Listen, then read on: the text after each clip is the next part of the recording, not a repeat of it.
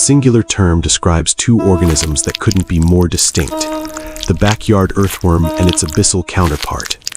While they share a common lineage, the environments they inhabit have sculpted them into polar opposites of the biological spectrum.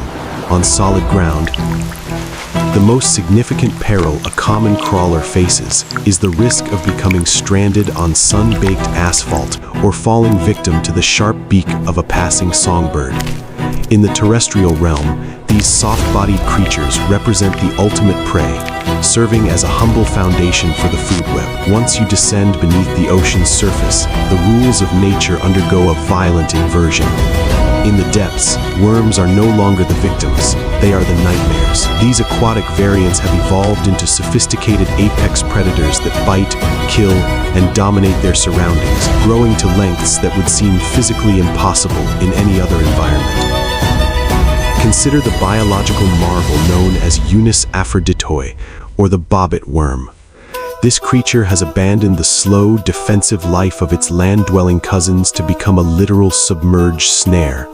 Often reaching lengths of 10 feet, this predator conceals nearly its entire frame beneath the silt of the seafloor. It is an ambush hunter that relies on 5 sensitive hair-like sensors that protrude from the sand, acting as highly tuned motion detectors. When a target, such as a pufferfish, accidentally brushes against these sensors, the bobbit worm erupts with a force that can literally slice its prey in two. Its powerful, scissor-like mandibles lock onto the victim, and within a fraction of a second, the catch is dragged into a dark, subterranean grave from which there is no escape. What makes this even more unsettling is that the worm is essentially a blind assassin. Lacking conventional eyes, it relies entirely on light-sensitive organs and physical vibrations to strike indiscriminately at anything that passes above its burrow. There are even documented accounts of these massive invertebrates stealthily infiltrating home aquariums via coral rocks. Owners have reported finding their expensive fish missing or mysteriously severed in half for months before finally catching a glimpse of a giant iridescent worm retreating into the gravel. To understand why garden earthworms never reach these terrifying proportions, we must examine the rigid constraints of terrestrial physics. On land, gravity establishes a strict ceiling for the size of soft-bodied organisms. Due to the square-cube law, if an earthworm attempted to grow to 10 feet in length, its internal structure would collapse under its own mass. It would be rendered immobile, a helpless, fleshy strand waiting to dry out in the sun. However, the ocean provides a biological cheat code in the form of buoyancy. The density of seawater supports the grotesque mass of aquatic worms, taking the weight off their internal organs and allowing them to bypass the limits of terrestrial growth. This environmental freedom permits them to develop dense muscular systems, heavy chitinous armor, and massive jaws without being crushed by the force of gravity. While some worms rely on brute strength, others have mastered the art of chemical warfare. The bearded fireworm may appear visually captivating with its vivid, fiery hues and delicate white fringes, but to touch it is a catastrophic error. Those white hairs are actually thousands of brittle hollow needles called chaetae, which are filled to the brim with a potent neurotoxin. These needles are designed to fracture upon the slightest contact, embedding themselves in the skin and releasing venom directly into the victim's nervous system. The sensation is often described as having one's flesh set ablaze, leading to intense burning, nausea, and disorientation that can persist for several days. This is a defensive mechanism that garden-variety worms simply never had the energetic resources or environmental pressure to develop. If success is measured by sheer scale, the ribbon worm possesses no equal on the planet. While a blue whale might reach 100 feet in length, certain specimens of the bootlace worm, a type of ribbon worm, have been measured at an incredible 180 feet. This makes them the longest known animals on Earth, surpassing even the largest dinosaurs that ever walked the land. Despite their record-breaking reach, they are incredibly fragile and lack the muscular rigidity of a snake.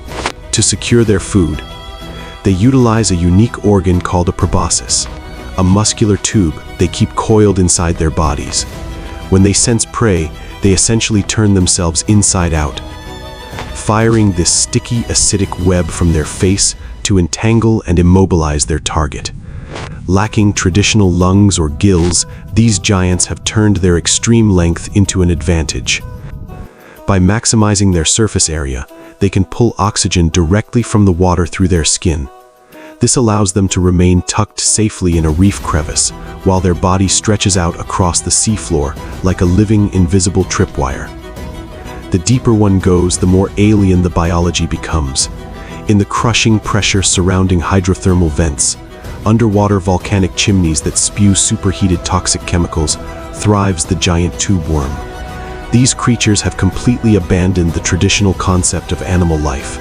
They possess no mouth, no eyes, and no digestive tract. Instead, they survive through a sophisticated symbiotic partnership with billions of bacteria housed in a specialized organ called a trophosome. While terrestrial life relies on sunlight for energy, these worms utilize the poisonous hydrogen sulfide from the vents, which their internal bacteria convert into life-sustaining sugar. They are essentially biological scaffolds that farm their own food within their chassis, powered by volcanic waste. Because they do not need to expend energy on hunting or chewing, they are the fastest-growing marine invertebrates known to science, adding nearly 3 feet of length to their tubes in a single year. Equally gruesome is the ossidax, more commonly known as the zombie worm. These specialists thrive by colonizing the skeletons of sunken whales on the deep ocean floor. Lacking a mouth or stomach, they secrete a concentrated acid to dissolve the calcium in whale bones, allowing their internal bacteria to process the fats and oils trapped within the skeletal structure. Perhaps the most bizarre aspect of their existence is their reproductive strategy. When you look at a bone covered in red plume like zombie worms, you are seeing only the females. For decades, scientists couldn't find the males until they looked inside the bodies of the females themselves. Hundreds of microscopic larval stage males live inside a single female's tube, existing solely as sperm donors to fertilize her eggs before their eventual death. This type of extreme specialization and environmental adaptation is a testament to the ocean's ability to strip a creature down to its absolute minimum and rebuild it into a highly efficient biological machine. Fortunately for humanity, these abyssal horrors remain confined to the dark corners of the sea, making our humble garden earthworms a far more welcome sight in comparison.